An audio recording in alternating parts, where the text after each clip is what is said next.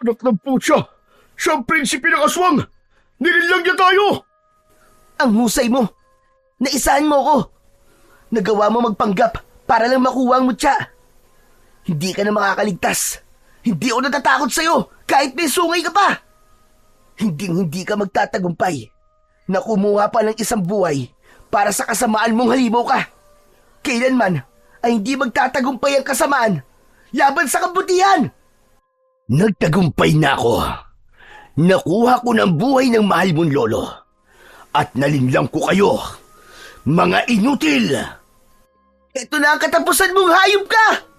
Nasapin mo ang galit ko! Sa araw na ito, pakinggan po natin ang kwento ng mag-amang si Mang Albert at Ruel na isang magtutubig at namumuhay ng simple sa baryo ng Pag-asa. Ngunit wala silang kaalam-alam sa nalalapit na lagim na magaganap sa pagsikat ng kulay pulang buwan.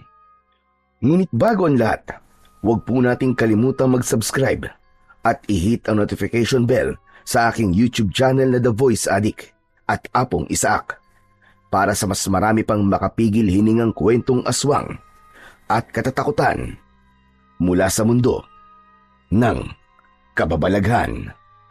Umpisahan na po natin ang kwento. Saan ka na naman ba nang galing, ha, Ruel? Abay, kanina pa kita hinahanap para i-deliver itong mga tubig sa mga kapitbahay natin eh. Palagi mo nalang dinadala yung tricycle na yan. Biray, alam mo naman na kailangan ko palagi ang sasakyan na yan eh. Si tatay, hindi po ba't tinutusan niyo ako na ibili ko po kayo ng mga sangkap sa pagluluto niyo ng bagoong? Nakalimutan niyo na po ba?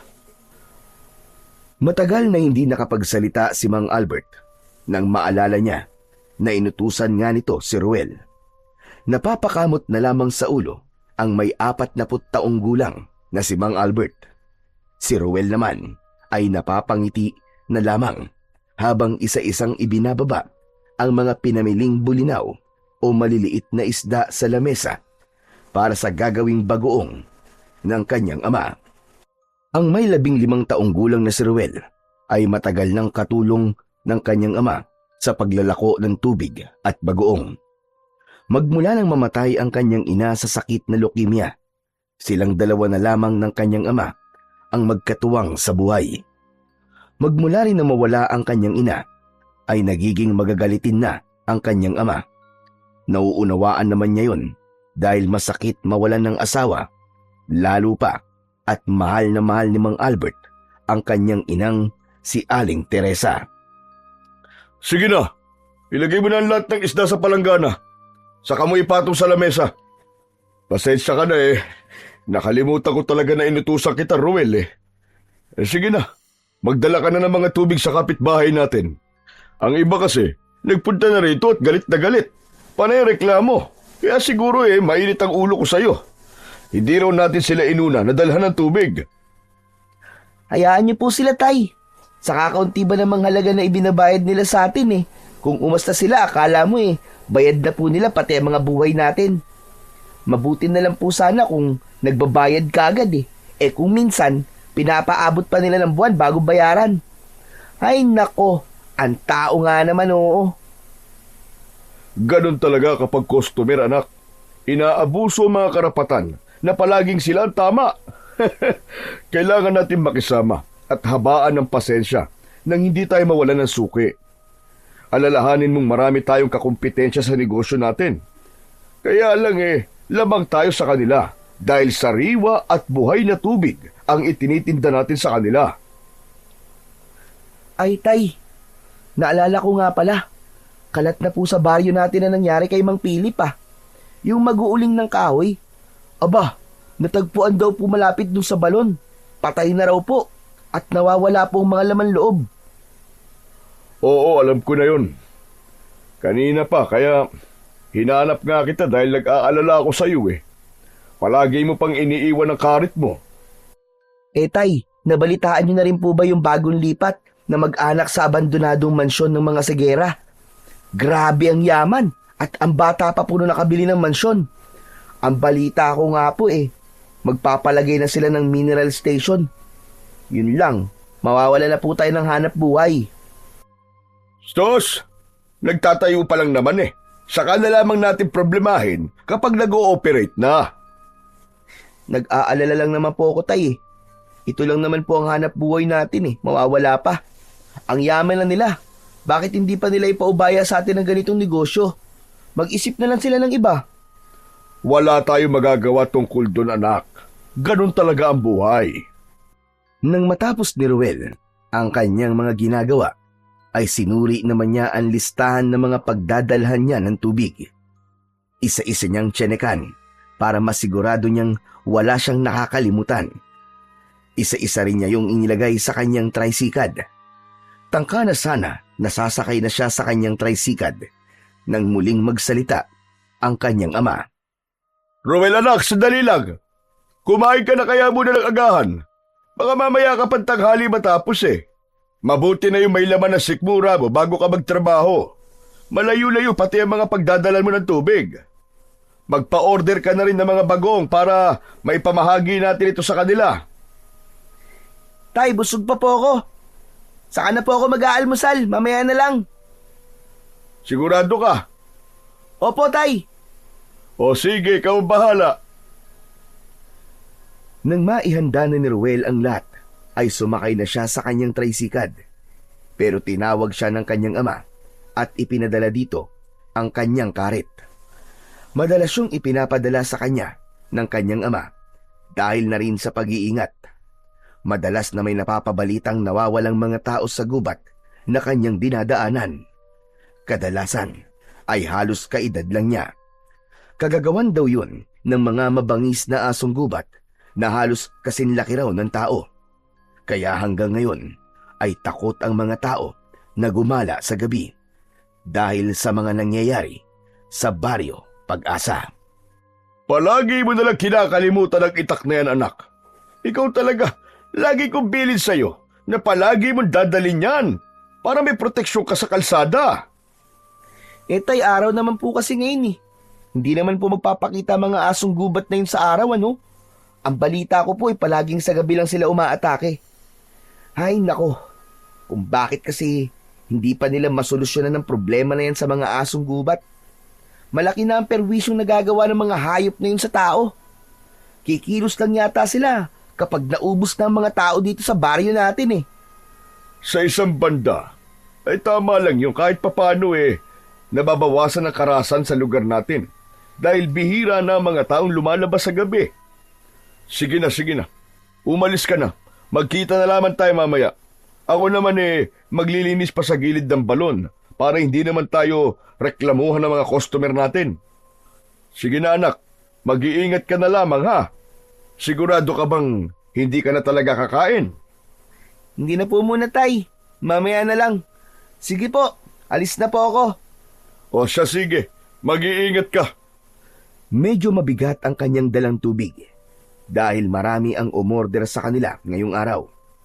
Habol siya ng tanaw ng kanyang ama habang pumapadyak siya sa kadena ng kanyang tricycad. Nasa gitna sila ng kagubatan na malapit sa bukal na balon ng tubig. Yun ang tubig na ibinibenta nila. Sariwa at buhay, kaya nga gustong-gusto ng mga tao ang kanilang inilalakong tubig. Pagsapit niya sa tapat ng mansyon ng mga sigera, ay hindi niya maiwasang hindi tumigil pansamantala sa tapat ng kulay pulang gate. Humanga siya sa ganda ng bakuran ng mansyon. Malinis at tahimik ang paligid. Nakadagdag din sa kagandahan ng bakuran ang malalaking bulaklak ng rosas na nakapalibot sa mansyon. Ganon din ang mga taong nag-aayos sa harapan ng mansyon. May nagtatanim ng halaman, nagpuputol ng mga rosas, at merong nagdidilig ng halaman. Dati nang abandonado ang mansyon na yon, ngunit sa isang iglap ay nagkaroon ito ng kulay. Pati ng mga tao ang bahay. Hindi nila mga kilala at halos lahat ay madadalang ngumiti o magsalita. Gano'n naman siguro kapag baguhan sa isang lugar. Naninibago pa sa mga kapitbahay. Akma na sana siyang aalis nang marinig niya ang boses ng isang lalaki sa kanyang likuran. Nakatayo yon sa labas ng gate at mukhang mamahalin ang suot nitong damit. Nakasalamin ito ng kulay itim at kitang-kita niya ang mapuputi nitong mga ngipin nang ngumiti ito sa kanya. Kung hindi siya nagkakamali, ito yung binata na nakabili sa mansyon. Magandang umaga. May bakante ka bang isang galon ng tubig? Hindi kasi ako nakabili sa bayan kanina eh. Ha? Pasensya ka na. May mga may-ari na kasi ng galon na nasa tricycad ko eh. Kung gusto mo, iigib na lamang kita kapag tapos na ako mag-deliver. Hindi ba pwedeng bigyan mo na lamang ako kahit isa? Kailangan ko na kasi. Yung mawawalan, siya na lamang ang ipag-igib mo ng tubig. Okay lang ba yon? Nako, pasensya ka na talaga ha. Lahat kasi sila naghihintay sa ganitong oras eh. Na maladala ko sa kanila ang tubig. Baka magalit sila kung uunahin kitang bigyan. Pasensya ka na talaga, tol. Ganun ba? Sige, hihintayin na lamang kita. Kahit 2 galon ha. Okay, sige. Pasensya ka na talaga ha. Huwag mo lang isipin yon. Sige na, i-deliver mo na ang mga dala mong tubig. Magbabayad na ba ako? Ay, hindi. Huwag na muna. Saka na, kapag dadala ko na sa iyo yung tubig. Buong paghangang nahabol na lamang ng tanaw ni Ruel ang papalayong lalaki. Ni hindi niya natanong kung ano ang pangalan ng binata. Saka na lamang niya aalamin yon kapag muli silang nagkita. Muli niyang ipinagpatuloy ang kanyang pagpadyak sa kanyang tricycad. Nadatnan niya ang 5 mga lalaki na naghihintay na sa kanyang pagdating. Nasa puno ito ng sementadong tulay na madalas na tinatambayan ng mga kalalakihan sa kanilang lugar. Mga nakasimangot ang ilan at sinabing late na naman daw ang kanyang pagdideliver ng tubig. Kung may iba raw na naglalako ng tubig, matagal na raw ang mga ito na lumipat sa iba. Binaliwala na lamang niya ang kanyang mga naririnig na salita. Ang mahalaga ay binabayaran siya ng tama. Ang nakakasura lang sa baryo niya, inuutangan na nga ang kanilang tubig, ay ang dami pang reklamo. Mabait lang talaga ang kanyang ama at kahit buwan na ang utang, ay nagagawa pa rin itong pagbigyan ang mga tao. Iiling-iling na lamang siya na nagpatuloy sa pagdideliver ng tubig. Ang pinakahuli ay ang matandang si Kakang Maria na nakatira sa gitna ng kakauyan. Natatakot pa naman siya sa matandang yun, lalo pa at palagi itong pinagbibintangan na isang aswang. Kung hindi lang siya naawa sa matanda, ay hindi siya magpapakita rito. Ayon sa kanyang ama, ay 13 raw ang anak ng matanda. Iniwan daw ito at tuluyan ng kinalimutan ng mga anak dahil na rin sa uri daw ng pamumuhay ng matanda. Kahit siya man ay hindi maitatanggi na natatakot siya sa presensya ng matandang si Kakang Maria. Malayo pa ay natatanaw na niya ang matanda na nagwawalis sa harapan ng bakuran nito. Nakasingit naman ang tabako sa bibig nito na ang baga ay nasa loob ng bibig. Madalas din niyang nakikita ang usok sa kusina nito sa kalan kahit wala namang niluluto ang matanda. Kakang Maria, Lola, nandito na po ang tubig nyo. Abay, damuhong bata kira. Bakit kayo kalang dumating? Abay, pasado 9:00 na ng umaga. Kung hindi lamang ako sinusumpong ng rayom ako na mismo ang pumunta sa bahay niyo. Lola, pasensya na po talaga kayo. Hindi na po mauulit. Nalibang po kasi ako sa pamimili sa palengke ng mga maliliit na isda eh. Magpapaliwanag ka pa. Palagi ka naman talagang huli sa pagdideliver ng tubig. Sandali lang. Maiba nga pala ako ng usapan. Nagaanan mo ba ang bagong lipat dyan sa mansyon? Opo. Umorder nga po sa akin ng 2 galon ng tubig eh. Bakit po? Wala lang. Gano'n naman talaga kapag may dayo sa lugar, di ba? Naalam kung ano klase ang pamilya. Sige na. Ipasok mo na ang tubig sa loob ng bahay ko. Diretso mo na lang doon sa kusina. Teka, bakit ba parang umiiwas ka sa akin? Natatakot ka rin ba sa akin dahil sa mga kumakalat na balita tungkol sa aking pagkatao? Naniniwala ka rin ba na ako ay isang aswang? Naku, hindi po. Hindi po. Kahit na kailan po, hindi po ako nag-iisip ng ganyan sa inyo, Kakang Maria. Sila lang naman po natatakot sa inyo eh. Hay nako, matanda na ako. At kahit itagdi mo pa, nababasa ko sa kilos at galaw ng mga mata mo. Matagal ko nang alam na umiiwas ka sa akin. Pero huwag kang mag-alala. Hindi naman ako galit. Nasanay na rin kasi ako sa mga tingin ng tao sa akin. Alam mo bang, nahaharap ang baryo natin sa matinding panganib. Ang naniniwala lang ang maliligtas. Diyan ka po sumablay, Kakang Maria. Ang hilig niyo po magsalita ng mga ganyan-ganyan. Kaya natatakot po ang ibang tao sa inyo eh. Madalas po kayo magsalita ng mga ganyan. Parang tinatakot niyo po ang mga tao niyan eh. Bakit? Ano bang mapapala kung tatakutin ko mga tao? Totoo ang mga sinasabi ko. Alam mo ba, hindi basta-bastang asong gubat ang napapabalitang pumapatay sa mga taong nawawala. Hindi sila mga ordinaryong aso. Isa silang makapangyarihang nilalang na nagtatago sa dilim at humihiram ng lakas sa sariwang dugo ng mga tao. Kaya ikaw, mag-iingat ka. Dahil ang mga nilalang na ito ay may pinuno. Para silang isang pamilya, may hari at reyna. Pero ang mas nakakatakot sa kanila ay ang prinsipe ng mga aswang. Sus, Kakang Maria, ayan na naman po kayo sa mga aswang-aswang na yan. Kaya po kayo napagbibintangan ng aswang eh. Sige na nga po, at kailangan ko pang dalhin ito sa kusina nyo eh. Huwag na po kayo magsasalita pa ng ganyan, Kakang Maria. Mas pinapaniwalaan ko po eh, ang dakilang lumikha. Dun po ako naniniwala ng sobra. Hindi naman kita pinipilit na maniwala sa akin eh. Sinasabi ko lang na merong matinding panganib ang naghihintay sa mga tao. Alam ko yon. At kapag handa ka ng maniwala sa mga sinasabi ko, tutulungan kita para maipagtanggol nyo ang mga sarili nyo sa oras na maghasik na sila ng lagim. Naku, pasensya na po kayo, Kakang Maria. Pero hindi po talaga ako naniniwala sa mga bagay na yan eh. Dahil mas naniniwala po ako na totoong mabangis na hayop po lamang sa gubat ang pumapatay sa mga natatagpuang katawan sa kabundukan. Wala nang iba pa. Paano mo naman ba ipapaliwanag at tungkol sa mga nawawalang laman loob ng mga taong natatagpuan?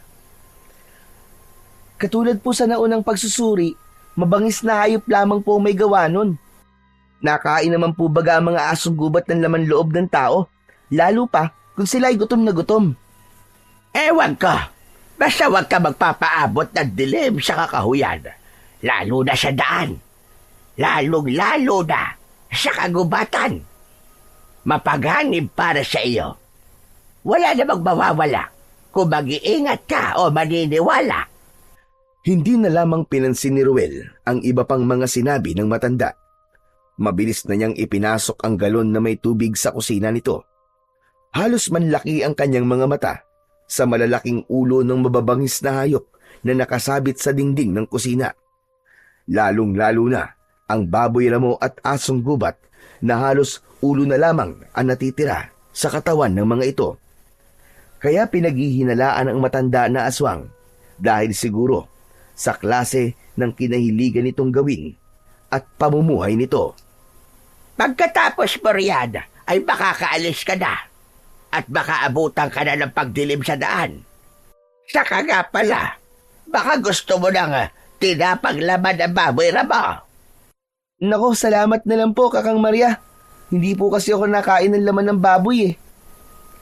Pakisabi kay tatay mo, nadalhan ako ng isang boteng bagoong ha. Dito ko na lamang babayaran. Nagustuhan ko kasi ang lasa ng bagoong niya. Kakaiba, ang sarap. Sige po. sasabihin ko po sa kanya. O paano po, Kakang Maria? Kailangan ko na pong umalis. Magdi-deliver po kasi ako ng tubig dun sa mansyon ng mga sigere. Basta, Ruel, maniwala ka sa mga sinasabi ko, ha? Para wala kang pagsisihan sa bandang huli. O siya, sige na. Mag-iingat ka. At huwag kang magpapagabi sa daan. Pagkatapos na matanggap ni Ruel ang bayad ng matanda, ay nagmamadali na siyang lumabas ng bahay nito. Sa kanyang tricycle kagad siya dumiretso. Kailangan pa niyang umuwi sa bahay para kumuha ng 2 galon na paglalagyan niya ng tubig, pangbigay sa lalaki kanina. Pagkalipas ng ilang minutong pagpadyak sa kanyang sasakyan, ay naabutan pa niya ang kanyang ama na abala pa rin sa pagtitimpla ng bagoong sa bote. Napansin niya na may inilalagay ang kanyang ama sa loob ng bote. Para yung maliit na palay. Dati niya nang naitanong yun sa kanyang ama kung ano ang bagay na yun, at sabi nito ay isang anis na pampabango sa bagoong. Pero si Kakang Maria, sinasabi nito na mabisang pangontra din yun sa mga aswang o masasamang elemento na nagtatago sa dilim. Kaya nga panay ang kuha nito ng bagoong sa kanyang ama kahit sinasabi nitong masarap lang ang lasa. Alam niyang may ibang pinaggagamitan ang matanda at kapag naaalala niya ang bagay na yon, hindi niya maiwasan ang hindi matawa sa sinabing yon ni Kakang Maria. Oh, Ruel, tapos ka na ba magatin ng tubig? Kumusta na ang pagpapa-order mo ng bagoong?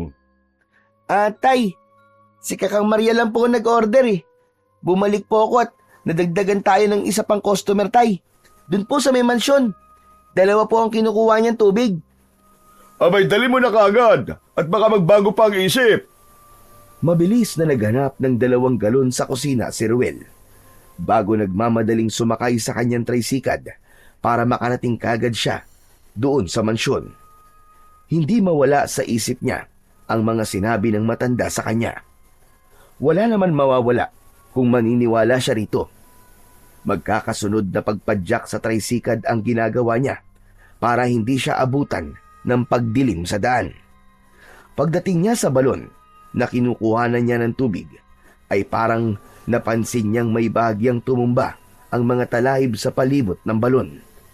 Nagmamadali siyang lumapit dito para makita kung ano ang nangyari sa lugar na yon. May mga ilang patak ng dugo sa damuhan, subalit wala naman siyang nakitang tao na nakahiga doon. Iginala niya ang kanyang paningin sa paligid ng balon, ngunit nabigo siyang may makitang tao roon. Binaliwala na lamang niya ang mga napansin at mabilis siyang nagsalok ng tubig sa balon. Pagkatapos ay inilagay niya ang mga yon sa kanyang tricycle para ihatid na sa mansyon. Pagkalipas ng ilang minutong pagmamaneho ng kanyang tricycle, ay narating din niya ang mansyon. Matagal siyang nagtatawag sa labas ng gate, pero wala namang sumasagot sa kanya. Kaya naman, naisipan na lamang niya na ipasok ang galon hanggang sa loob. Nakita niya ang nag-iisang puno ng kasoy na nakatanim sa gitna ng carpet grass. Maraming bunga yon, ngunit kapansin-pansin ang kulay ng bunga. Imbis na dilaw ay kulay pula yon. Akma na sana niyang hahawakan yon nang biglang may nagsalita sa kanyang likuran. Halata sa boses ng lalaki ang pagkadismaya sa nakita nitong gagawin niya. Teka, sandali! Anong ginagawa mo? Bakit basta ka nalang pumasok sa bakuran ko? Hindi ka man lang nagtawag para napagbuksan ka ng gate. Kasama ba yan sa serbisyo mo na pumasok sa bakuran ng may bakuran nang walang paalam sa may-ari? Ha? Naku, pasensya ka na ha. Kanina pa kasi ako tumatawag eh. Walang nakakarinig sa akin. Ito na nga pala ang order mong tubig. Saan ko ito ilalagay? Iwan mo na lang dyan at may mga tauhan ako magbubuhat sa tubig. Sa susunod, huwag ka na lamang basta mapasok sa bakuran ko ha, hanggang walang tao na nagbubukas sa'yo ng gate. Maghintay ka sa labas. Umiiwas kami sa mga magnanakaw. Isa pa, ang kasoy na yan, hindi pwedeng hawakan niya ng kung sino lang. Sensitibo ang puno na yan at mahirap makapagpabuhay, lalo na sa klima natin. Pasensya ka na talaga. Sa susunod sa labas ko na lamang iiwan ng tubig. Ako nga pala si Ruel. Ako naman si Teryo. Pasensya ka na rin. Nag-iingat lang kami. Lalo pa at hindi kami taga rito. Hindi pa namin kayo basta kilala eh. Ito nga pala ang bayad ko. Bukas ng hapon, magpapadala ulit ako ng tubig sa'yo. Malapit na rin kami makapagpatayo ng sarili namin tubigan eh. Baka ngayon lang kami umorder sa'yo. Kung ganun, mababawasan na pala ang kita namin ni tatay kapag meron na kayong sariling mineral station. Alam mo, depende pa rin yan sa ganda ng serbisyo at linis ng tubig nyo. Teka, sandali lang. Bakit ba sa dami ng negosyo mineral station pa ang naisip niyong itayo? Hindi na sumagot si Teryo sa tanong niya. Pagkatapos na maiabot nito ang bayad, pumasok na ito sa loob ng mansyon at iniwan siyang natitigilan sa tapat ng puno ng kasoy. Maya-maya pa ay lumabas naman ang tauhan nito at nagulat siya sa ginawa ng lalaki. Akala niya ay gagawing inumin ang tubig na inorder sa kanya. Parang nainsulto siya nang makita niyang ibinuhos yun ng lalaki sa mismong puno ng kasoy. Parang kakaiba ang kanyang naramdaman nang makita niyang sinipsip ng puno ang tubig.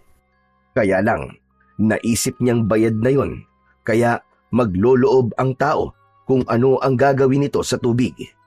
Kaya lang, ay hindi niya naiwasan ang hindi manghinayang dahil buhay na tubig ang ginamit nitong pandilig sa puno. Samantalang kanina ay nakita niyang gumagamit ang mga ito ng hose para sa mga halaman. Bukod tangi ang puno ng kasoy, ang diniligan ng mga ito ng tubig na galing sa bukal. Ang ipinagtataka niya lang sa punong yon ay kung kailan ito nabuhay. Natatandaan niya na madalas siyang dumadaan sa mansyon pero wala naman siyang nakikitang puno ng kasoy doon. Ngayon lang nang dumating ang pamilya ni Teryo. Tila nakakahalata ang lalaki na kanina pa siyang nakatayo sa tapat ng puno. Kaya ito na mismo ang nagtaboy sa kanya palabas ng mansyon at nagsara ng gate. Hindi niya tuloy maiwasan ang hindi mag-isip kung anong klase ba ng mga tao ang nakatira sa mansyon at parang takot sa mga tao. Bigla niyang naalala ang patak ng dugo sa balon, kaya naisipan niyang bumalik roon para suriin kung saan galing ang patak ng dugo. Kahit pa nga ilang oras na lamang ay malapit ng dumilim ang paligid. Ilang minuto pagkatapos ng biyahe niya ng kanyang tricycad ay matyaga siyang naghintay sa balon habang panay ang paypay niya ng damit sa kanyang muka. Nakaupo lamang siya sa gilid ng balon. Uminom siya sa balon dahil sa matinding pagkauhaw. Kaya lang, parang hinahalukay ang kanyang sikmura at hindi niya mapigilan ang paninigas ng kanyang daliri. Naramdaman niya ang paggapang ng malamig na simoy ng hangin sa kanyang katawan. Sa tindi ng kanyang sakit na nararamdaman, napahiga siya sa lupa. Pilit niyang nilalabanan ang hirap ng kanyang paghinga. Tumulo na rin ang kanyang laway dahil sa abnormal na bilis ng tibok ng kanyang puso. Hindi niya maipaliwanag ang kanyang nararamdaman. Maya-maya pa ay nawala ang panginginig ng kanyang katawan. Naisip niya na baka gutom lang siya dahil sa hindi pa siya kumain ng almusal. Bumangon siya sa pagkakahiga. Kaya lang ay nakita niya ang isang lalaking duguan, ilang dipa ang agwat sa kanyang kinaroroonan. Nakahandusay sa malaking puno ng akasya habang umuungol. "Tulong! Tulong! Tulungan mo ako!" Napabilis ang pagtayo ni Ruel nang makita ang lalaki na gumagapang sa lupa papalapit sa kanya. Hindi niya akalain na ito ang may-ari ng ilang patak ng dugo na nakita niya sa damuhan. Nakakatakot ang itsura nito, pero mas pinili niyang lumapit dito para tulungan ito. "Tulungan mo ako! Tulungan mo ako! May humahabol sa akin! Ilayo mo ako rito!" "Ha? Sino? Sinong humahabol sa'yo? Wala naman tao rito ah. Saka, paano yung sugat mo sa dibdib? Parang gawa yan ng hayop na may mahabang kuko.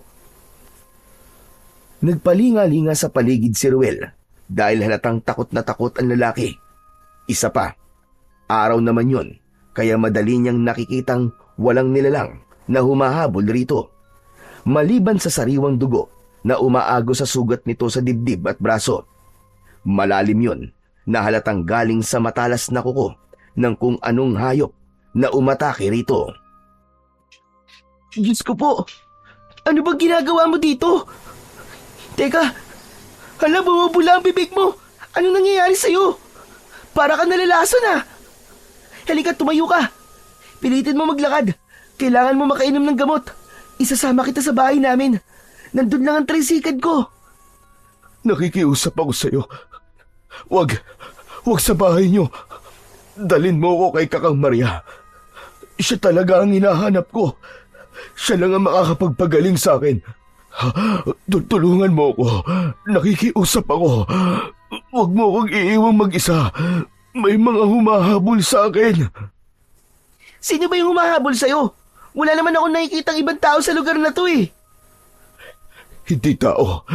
Hindi tao ang humahabol sa akin. Kundi halimaw. Mga nilalang na nag-aanyong asong gubat. Papatayin nila ako.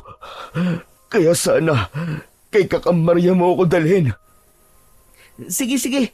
Kay Kakang Maria kita dadalhin. Kailangan makasampakan na sa tricycle ko. Konting tiis na lang. Saglit. Hindi kita kayang buhatin. Sige. Sumakay ka na sa tricycle ko. Pilitin mong tumayo. Kahit hirap tumayo, ay sumunod ang lalaki sa kanyang utos habang nakaalalay sa braso nito.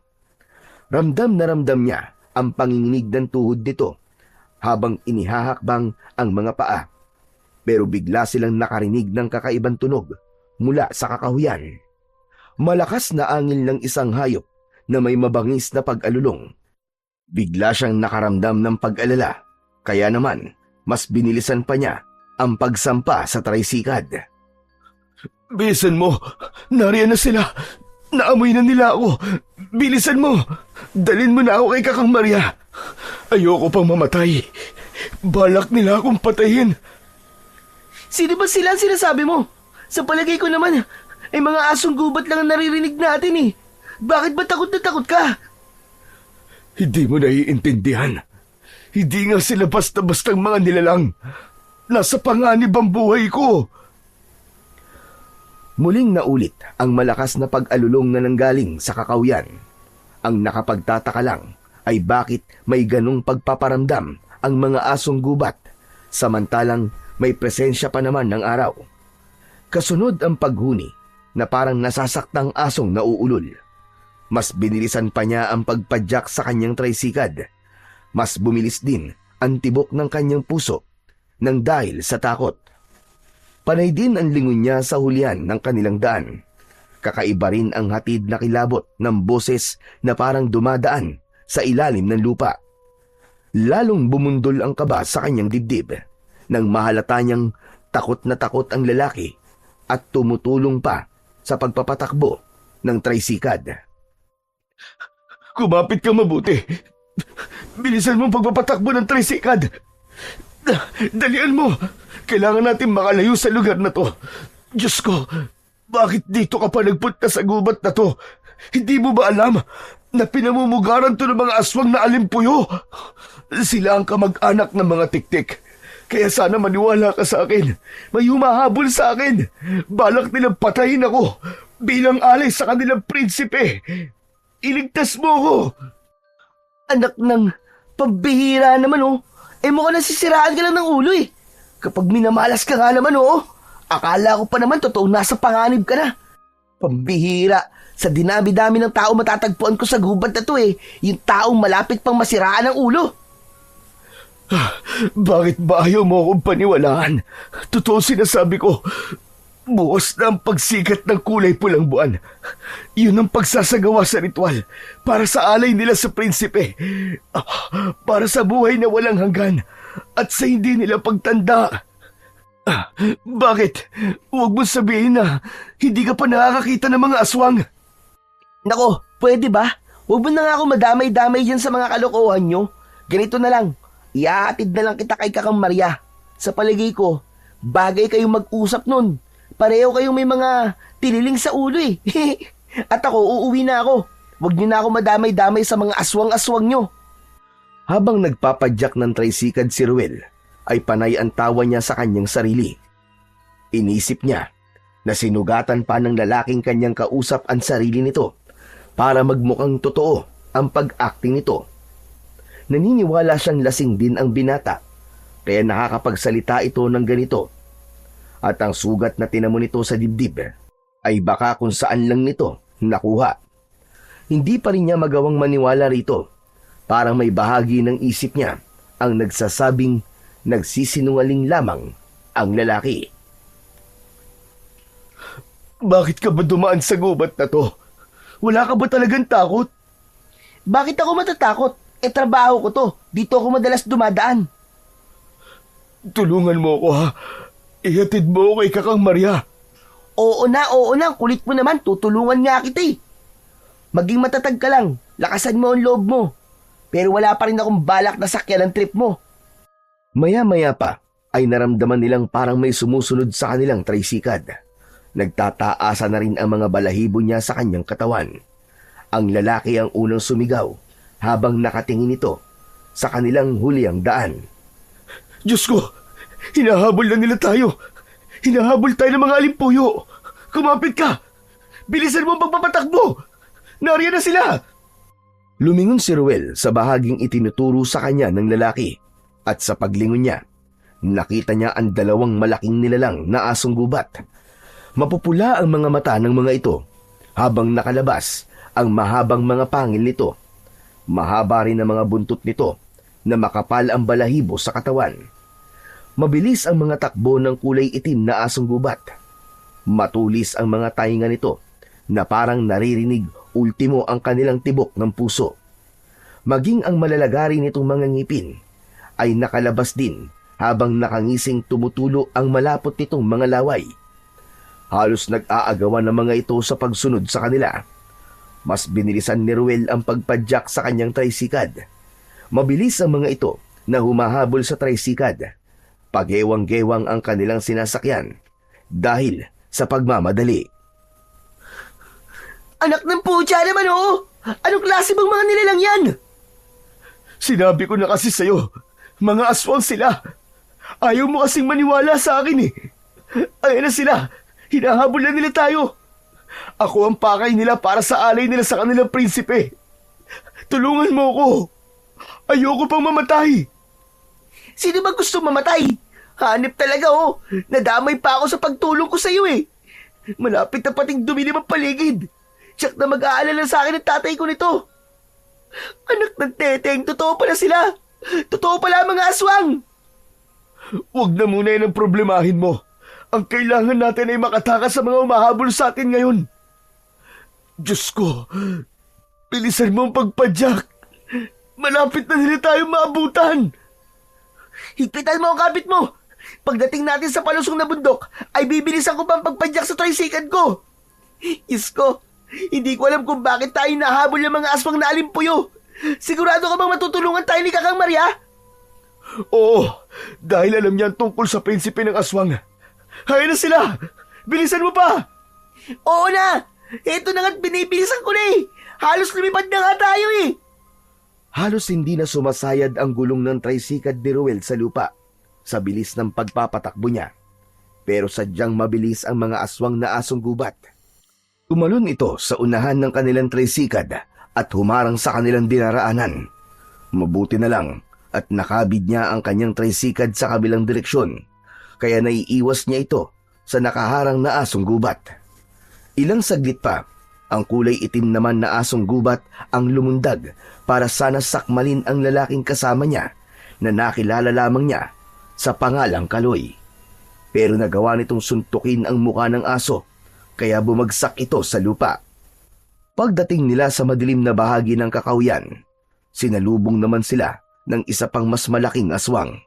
Ikinakaskas nito ang unahang paa sa lupa habang nakangising tumutulo ang laway.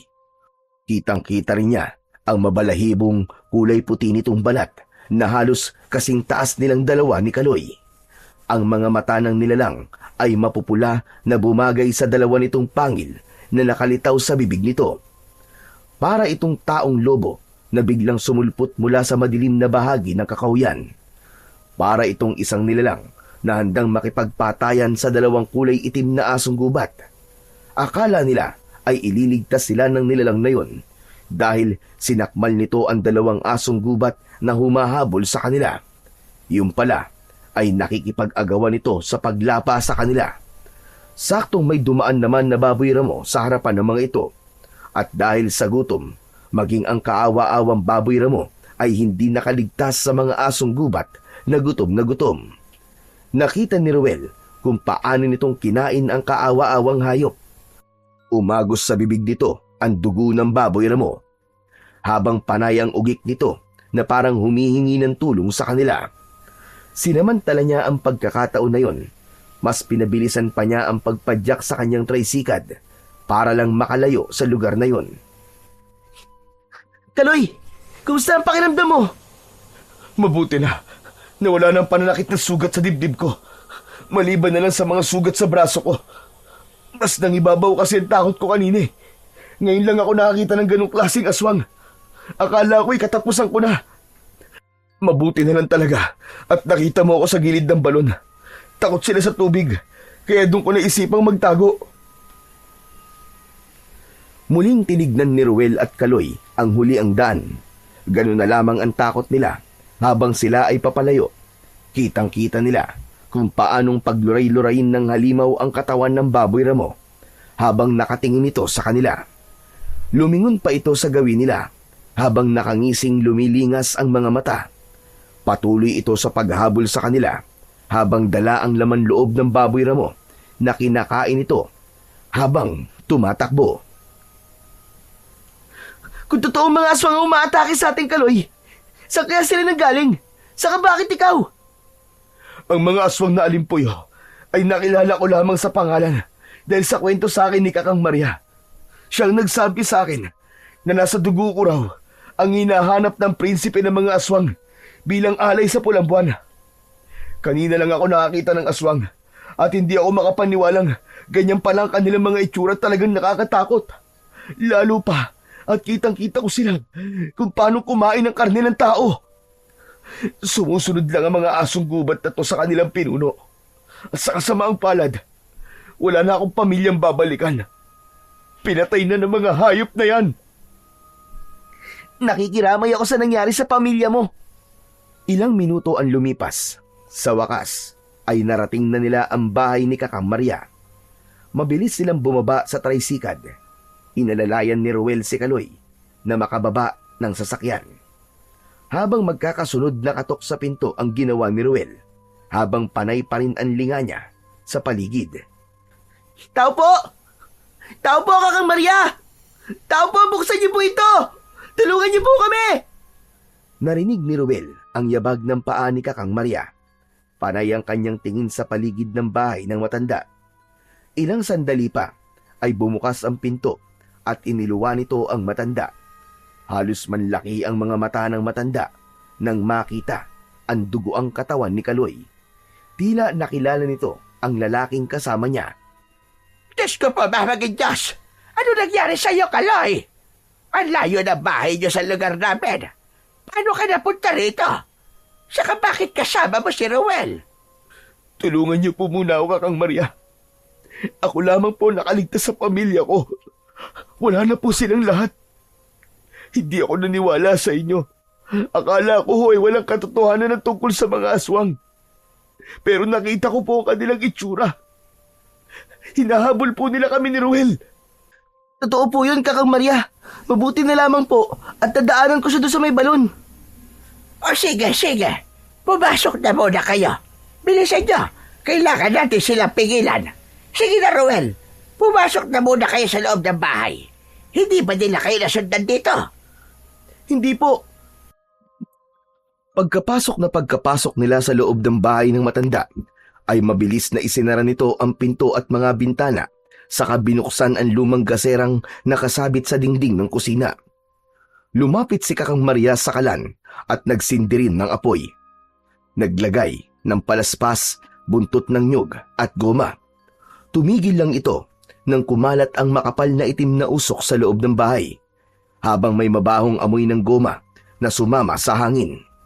Habang si Ruel naman ay hindi mapakali sa kinatatayuan niya, nag-aalala siya sa kanyang ama. Sigurado rin siya na mag-aalala na ito kapag hindi pa siya dumating sa kanilang bahay. Baka maisipan pa ni Mang Albert ang sumunod sa kanya, kaya para siyang sinisilaban ng apoy sa takot para sa kaligtasan ng kanyang ama. Teka po, para saan po ba ang gomang yan, Kakang Maria? Pagtaboy sa mga aswang na humahabol sa inyo. Bilisan mo, Kaloy. Humarin mo ang damit mo para hindi ka maamoy ng mga aso gubat. Marami pa silang naghahanap ng alay sa pulang buwan, kaya kailangan natin sila mapigilan sa pagpaparami nila ng kanilang alagad. Alay? Kanina ko pa po naririnig yan kay Kaloy. Hindi ko po kayo maintindihan eh. Ito ang mga alay na pinapatay sa tapat na sikat ng kulay pulang buwan. Ang kanilang prinsipe ang sumisip-sip ng dugo ng alay dahil naniniwala ang mga aswang na magiging malakas ang kanilang kapangyarihan kapag nakainom siya ng dugo ng pinatilyo. Kaya kailangan nating silang labanan. Pero ano naman po magagawa natin para mapigilan sila? Wala po tayong laban sa mga aswang na yun. Gamutin niyo po muna kaya ang sugat ko sa dibdib, Kakang Maria. Masyado pong masakit na sugat eh. At saka, may mga dugo pong dumikit sa napunit kong damit. Baka po mahawa ako ng pagiging aswang nila. Natatakot ako, Kakang Maria. Panigurado pong hindi nila ako titigilan hanggat hindi nila ako nahuhuli. Ang kailangan natin ay makakuha lang mutya ng dagta ng kasoy. Yun ang gagamitin natin na panlaban sa kanila. Hindi sila mapapatay ng kahit na anong pangontra na alam ko. Tanging ang dagta labang ng kasoy ang makakapatay sa kanila. Saan naman natin nahanapin ang mutya ng dagta ng kasoy, Kakang Maria? Pwede po bang kayo na lamang po lumaban sa mga aswang na yun? Hindi po ako kasama sa problema nyo. Nagkakabali ka, Ruel. Dahil edad 15 hanggang 20 taong gulang ang kinukuha nilang alay. Ang karamiang ginagamit nilang alay para sa pulang buwan ay kayong mga binatilyo. Batay sa nakikita ko, kailangan pa nila ng 2 panlalaki na gagamiting alay para sa kanilang prinsipe. Wala akong pakialam sa kanila, Kakang Maria. Wala po akong kinalaman sa kanilang ritual. Hindi ka namin pipiliting tumulong, Roel. Ang sa akin lang naman mabuti na yung nagiging handa. Dahil hindi natin alam kung anong oras silang sasalakay. Kaya hindi ka ligtas sa kanilang kasamaan. Kung ganun, nangangalib din po pala ang buhay ni Teryo sa mansyon. Sa tingin ko po kasi, kasing edad lamang po namin siya ni Kaloy eh. Posible na pati siya ay minamanmanan na ng mga aso gubat. Ang kailangan natin ngayon ay mahanap ang mutya ng dagta ng kasoy. Kailangan na natin kumilos ng mas maaga pa para maunahan sila sa pag-aasik ng lagim. Roel, tulungan mo akong gamutin si Kaloy. Tinulungan ni Ruel si Kakang Maria na gamutin ang mga sugat ni Kaloy. Bago nagpalit na rin ito ng damit. Pagkatapos ay pumasok sa loob ng silid na malapit sa balkonay ang matanda. Ilang sandali pa ang lumipas. Bumalik itong may dala ng bote na may lamang kulay pulang likido. Saka lang din na igala ni Ruel ang kanyang paningin sa kabuuan ng kusina. Nakita rin ni Ruel ang iba't ibang klasing armas na nakasabit sa dingding. Maging ang magandang salakot at isang uri ng karit na may tinik sa dulo. Ganon din ang isa pang kakaibang karit na nakasabit sa sawaling dingding ng kusina. Hindi niya maintindihan kung bakit may mga sandata ang matanda. Ang akala niya ay isa lamang itong albularya.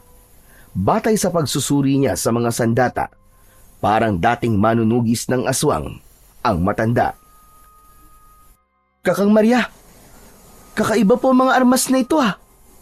Parang nanggaling sa buntot ng hayop ang hawakan ng karit. Naalala ko po pala na may ganitong karit din ang aking ama. Madalas niya po itong ipinapadala sa akin. Teka, kukunin ko po.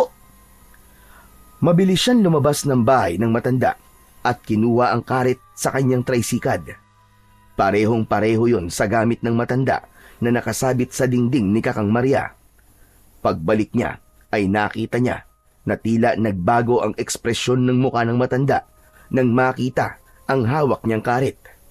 Biglang nanginig ang kamay nito nang damputin nito ang itak. Nagdali lang. Sinasabi mo magamit ito ni Albert? Pag-aari ito nagkakilala kung manunugis ng aswang na dating nasawi habang pinoprotektahan ng alay. Sigurado ako na alam ng tatay mo ang tungkol sa mga aswang na humahabol sa inyong dalawa. Kung hindi ako nagkakamali, anak siya ng kaibigan ko si Matino, ang taong nagbuwis ng buhay para sa iyong ama na dating alay para sa prinsipe. Kung ganun, talaga palang nasa panganib ang buong lugar na to laban sa mga aswang na alimpuyo. At hindi rin po ako makapaniwala na alam ni tatay ang tungkol dito. Marami pa pala akong hindi alam tungkol kay tatay. Mas kailangan ko pala mag-ingat ngayon. Oo, Kaloy. Ikaw ang dapat na mag-ingat. Kailangan nating humingi ng tulong sa ama ni Ruel. Kung hindi ako nagkakamali, siya ang nawawalang tagapagbantay ng alay ngayon. Totoo na kasama ka sa magiging alay ng mga aswang, Ruel. Kailangan mong umuwi. Kausapin mo si Albert at pagkatapos ay isama mo siya pabalik sa bahay ko. Pero, gabi na po eh. Baka po harangan ako ng mga aswang na alimpuyo. Mas nakakapag-alala kung hahayaan mong maghanap sa iyo ang tatay mo. Wala siyang magagamit na armas laban sa mga aswang at baka mapahamak siya. Dalhin mo na lang ang karet sa pag-uwi mo. Bumundol ang kaba sa dibdib ni Ruel nang maalala bigla ang kanyang ama. Kaya kahit natatakot, umuwi siya at sinubukan na lamang niyang sumakay sa kanyang tricycad. Halos mabingi siya sa sariling tibok ng kanyang puso habang binabagtas niya ang daan pauwi sa kanilang bahay. Lalo pa at madilim na ang paligid. Panay din ang linga niya sa kanyang paligid at mabilis rin ang kanyang pagpadyak. Katakot-takot ang kanyang pagdadasal na sana ay ligtas siyang makauwi sa kanilang tahanan. Pagdating niya sa tapat ng mansyon ay napansin niyang walang ilaw ang buong paligid ng bahay ng mga sigera. Nakita niya rin ang kulay pulang bunga ng kasoy sa gitna ng bakuran na may mga alitaptap na lumilipad sa mga dahon nito. Saglit niyang nakalimutan ang takot niya sa mga asong gubat na humahabol sa kanila. Muli niyang ipinagpatuloy ang pagpadyak sa kanyang tricycad papalayo sa lugar na yon. Ngunit pagdating niya sa gitnang kakahuyan ay may nakita siyang lalaki na nakatayo sa unahan ng kanyang daan. Dahan-dahan siyang nagpadyak sa kanyang tricycad at patuloy na pinakikiramdaman ang kilos ng lalaki.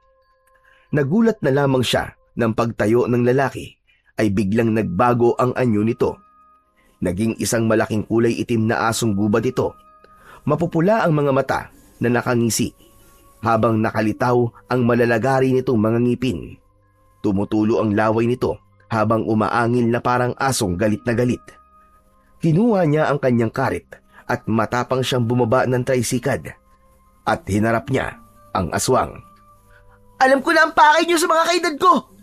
Hindi kayo magtatagumpay. Lalabanan ko kayo. Hindi ako natatakot sa inyo. Kitang-kita ni Ruel na ikinakaskas ng asong gubat ang unahan ng paa nito sa lupa, habang mas lalong lumalakas ang angil nito na parang asong galit. Maya-maya pa ay may dumating na isa pang kulay abong asong gubat sa likod ng naunang kulay itim na asong gubat. Hinigpitan niya ang pagkakahawak sa puluhan ng kanyang karit. Saktong pagsugod ng kulay abong asong gubat, ang pagtalon niya naman pasalubong sa pag-atake nito sa kanya. Tinamaan ito sa liig ng kanyang karit, kaya't bumagsak ito sa lupa habang umaangil ng nasasaktan. Sunod na sumugod sa kanya ang kulay itim na asong gubat. Lumukso ito papunta sa kanyang kinatatayuan, pero nakaiwas siya. Sa pag-ikot niya ay gumanti siya rito ng pagpalo ng karit sa katawan ng aswang. Tinamaan ito sa likod at bumagsak din ito sa lupa na kinabagsakan ng kulay abong asong gubat. Sinamantala niya ang pagkakataon na yon. Mabilis niyang nilapitan ang mga ito at inatake niya ng taga ang mga asong gubat na nakahiga sa lupa. Wala siyang pakialam kung saan niya ito tamaan. Dala ng matinding takot at galit sa ginawa ng mga ito sa kanya. Naisipan niyang pugutan ang mga ito ng ulo para magsilbing halimbawa yon sa kauri nitong makakakita sa katawan ng mga kasamahan nila. Habol ang hininga na tumayo siya sa paanan ng mga asong gubat na napatay niya. Kala nyo nagkamali kayo ng binangga. Muntik nyo pa akong gawing hapunan Sabay hila niya sa kanyang karit na nakabaon sa leeg ng kulay abong asong gubat. Sa sobrang talas ng kanyang sandata ay naputol niya ang leeg ng kulay abong asong gubat. Ganon din ang kulay itim na asong gubat na pinagsama pa niya ang mga katawan ng mga ito at iniharang niya sa daan para makita kagad ng mga kasama nito.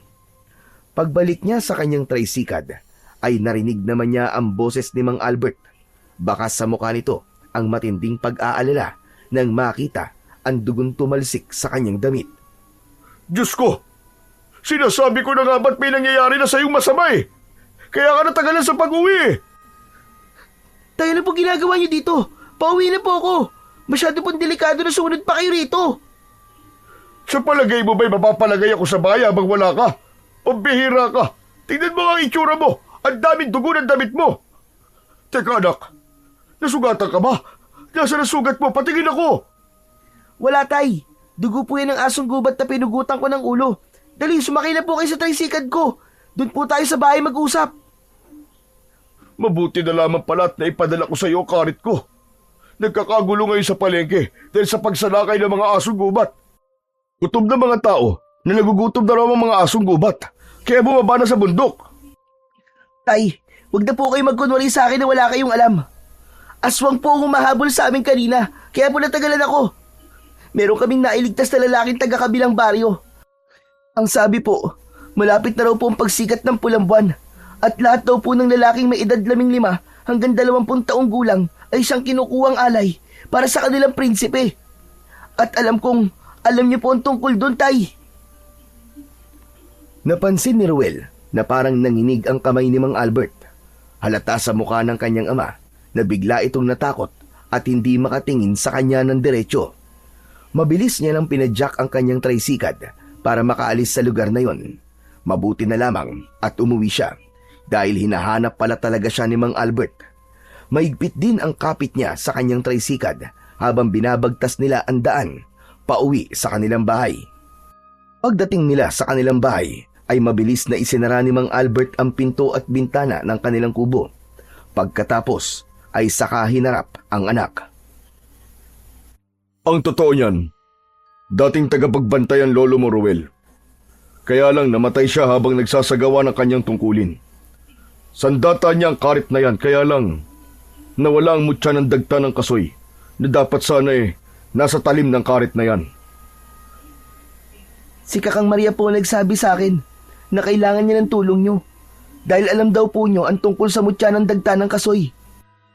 Tay, ano po ba ang kapangyarihan ng mutya ng dagta ng kasoy na kayang pumatay sa prinsipe ng mga aswang? Ang dagta mismo nito ang kontra sa dugo ng prinsipe. May malaasidong epekto ito sa katawan ng mga aswang. Dahil ang prinsipe ng mga aswang ang may kakayahang humigop ng malakas na enerhiya ng kabataan sa pamamagitan ng pag-aalay. Walang ibang makakatalo sa kanya kundi ang mutya. Naalala ko po na may kulay pulang kasoy sa bakuran ng mga sigera. Hindi po kaya sila ang aswang? O di kaya ito po ang mutya ng dagta ng kasoy? Mahirap magbintang ng tao at magtiwala kung yun nga talaga ang mutya. Kadalasan ginagamit ito para pang-akit sa kanilang biktima. Lalo pa at mapaglinlang ang prinsipe ng mga aswang. Mapagpanggap sila, kaya kailangan natin mag-ingat sa mga taong nakapaligid sa atin. Kung totoong may nakita kang kulay pulang kasoy sa bakuran ng mga sigera, hindi ibig sabihin nun na sila na kagad ang aswang. Malalaman lamang natin ang aswang kapag nasa talim na ng karet ang mutya ng dagta ng kasoy. Nabanggit din po sa akin ni Kaka Maria, Tay, na kapag nagkausap daw po tayo ay sabihin ko sa inyo na kayo daw po ang batang matagal niya nang hinahanap at mag-usap daw po kayo. Kaya kailangan niyo po sumama sa akin, pabalik po sa bahay nila. Kailangan daw po niya ang tulong natin, Tay. Oo, at kailangan ko rin ng tulong niya. Alam mo bang, ang bagoong na ginagawa ko ay mabisang pangonta sa amoy ng dugo ng alay? Anak, ang kailangan mong gawin ay maipamahagi mo ang bagoong na itinitinda natin sa mga mag-anak na may anak na 15 taong gulang hanggang 20. Nang sa ganun, mapoprotektahan natin sila ng hindi nila nalalaman upang maiwasan ang kaguluhan, anak. At kailangan natin kumilos ng tahimik nang hindi magambala ang mga aswang na alimpuyo. Sa ngayon, anak, kailangan makahanap ako ng goma. Magsunog ka ng goma para hindi sila makalapit. Malakas ang kutob kong nasundan kanila. Naaamoy nila ang dugo ng kalahi nila sa damit mo. Hindi pa man natatapos sa pagsasalita si Mang Albert, ay nakarinig na nga sila ng malalakas na alulong ng asong gubat sa paligid ng kanilang bahay. Kinuha niya ang goma sa silong ng katre ng kanyang ama at mabilis niyang dinala yon sa kalan para sindihan. Nang kumalat ang amoy ng goma sa paligid ng kanilang bahay, ay sumilip si Ruel sa siwang ng kanilang bintana. Nakita niya ang ilang kulay itim na asong gubat na naglilibot sa kanilang bahay. Tay, may nilalang po na nasa paligid ng ating bahay. Mukhang nasundan na po nila ang aking amoy. Ano pong gagawin natin? Hindi lang sila makalapit dito dahil nakadikit po ang amoy ng goma sa loob ng bahay natin. Kasama po ba ako, Tay, sa mga kailangan nilang alay sa kanilang prinsipe? Tama ka, anak. Yun din ang dahilan kung bakit nagpakalayo-layo ako. Kaya lang, talagang hinahabol tayo ng kamalasan. Buwisit na buhay ito, oo. Hindi na natin maiiwasan ang nakatakdang mangyari. Ay, nasisira na po nila ang dingding ng bahay natin sa balkonahe. Ano pong gagawin natin? Baka po masira nila ang pinto at pumasok na po sila dito sa loob. Wala pa po sa atin ang mutya ng dagta ng kasoy. Basta, gamitin mo lang ang karet mo at ako nang bahala sa sarili ko. Tama na sa akin ang itak. Kailangan natin makaalis sa lugar na ito at pumunta sa bahay ni Kakang Maria para malaman natin kung paanong makukuha ang mutya. Pinakiramdaman ni Ruel ang bawat kaluskos ng dingding sa paligid ng kanilang bahay, maging ang mga pag-angil ng asong gubat. Patuloy ang mga ito sa pagbangga sa dingding na gawa sa kawayan. Anumang oras ay madali yung masisira ng mga ito. Nang mula sa labas ay bigla silang nakarinig ng garalgal na pag-alulong ng asong gubat. Kasunod ang malalakas na kaluskos mula sa nasisirang dingding ng bahay. Mula sa likod ng pinto ay matyagang nakasilip si Ruel sa maliit na butas ng dingding. Kitang-kita niya ang isang malaasong gubat na nilalang na bigla na lamang tumayo at lumilingas ang mga matang nakatingin sa kanya ng diretsyo. Napaatras siya sa kanyang kinatatayuan at nagsipagtaasan ang balahibo niya sa kanyang katawan. Mahaba ang braso ng nilalang, binti at leeg nitong tadtad ng malalaking ugat ang balat. Umalingaw-ngaw ang malakas nitong alulong na lalong nakadagdag sa kilabot na kanyang nararamdaman. Sa likod naman ito ay ang mga nilalang na kasing taas niya. 4 na asong gubat na may matatabang pangangatawan. Kung hindi siya nagkakamali, ito marahil ang prinsipe ng mga alimpuyo. Mas nakakatakot pa ito sa mga nilalang na una niyang nakita. Ang singkit nitong mga mata ay nakadagdag sa malapaniki nitong itsura. Mga nilalang na sa buong buhay niya ay ngayon lang niya nakita. Sumenyas ang prinsipe sa mga alagad nito gamit ang 2 nitong daliri sa kanang kamay.